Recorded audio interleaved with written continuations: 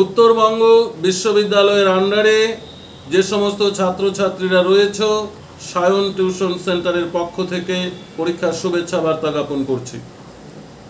আমরা ইতিমধ্যেই বিভিন্ন ভিডিও সুপারফাস্ট সাজেশন ইউটিউবের মাধ্যমে আপলোড করেছি এবং বাকি সাবজেক্টগুলো আমরা ধীরে ধীরে আপলোড করে চলছি।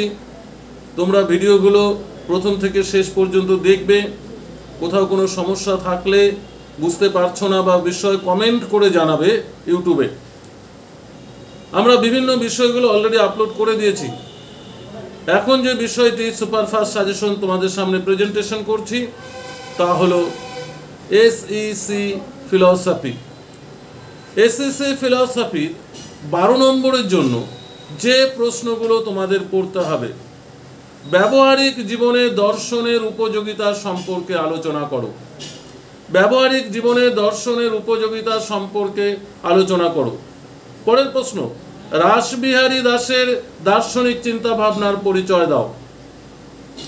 পরের প্রশ্ন, আত্মজ্ঞানের সম্ভাবনা সপক্ষে রাসবিহারী বসুর বা রাসবিহারী দাসের যুক্তিগুলি দেখাও। পরের কোশ্চেন, সংশয়ের ধারণাটি ব্যাখ্যা করো। পরের প্রশ্ন, বাদ ও জল্পের ধারণা ব্যাখ্যা করো।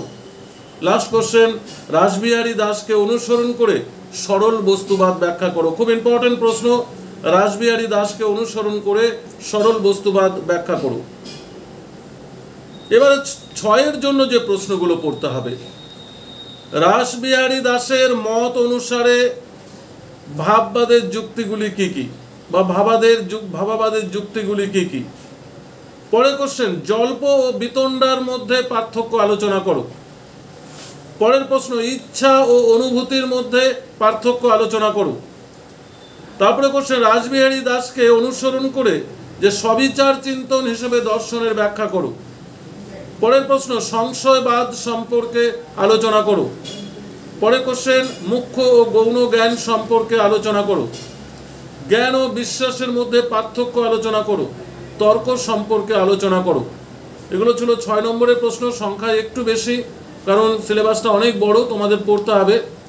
পরের প্রশ্ন 3 নম্বরের, সবিচার চিন্তন বলতে কি বোঝো? রাসবিহারী দাসের মত অনুসারে জ্ঞান কি?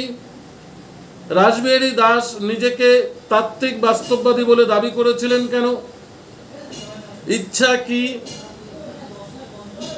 সংশয়কে অযথার্থ জ্ঞান বলা হয় কেন? সংশয়বাদ বলতে কি বোঝো? প্রত্যক্ষ ভ্রম প্রত্যক্ষ বলতে কি বোঝো? সংশয়বাদ বলতে কি বোঝো? তর্ক কি? তর্ক কি প্রকার জ্ঞান? সত্য জ্ঞান কাকে বলে? এই যে প্রশ্নগুলো রয়েছে 3 জন্য পড়তে হবে। সংখ্যা একটু বেশি রয়েছে, কিন্তু তোমাদের প্রত্যেকটা প্রশ্নই পড়ে যেতে হবে, কারণ সিলেবাসটা অনেক বড়। ভিডিওটি যদি ভালো লাগে অবশ্যই লাইক ও শেয়ার করবে, বন্ধুদের মধ্যে ছড়িয়ে দেবে। ধন্যবাদ।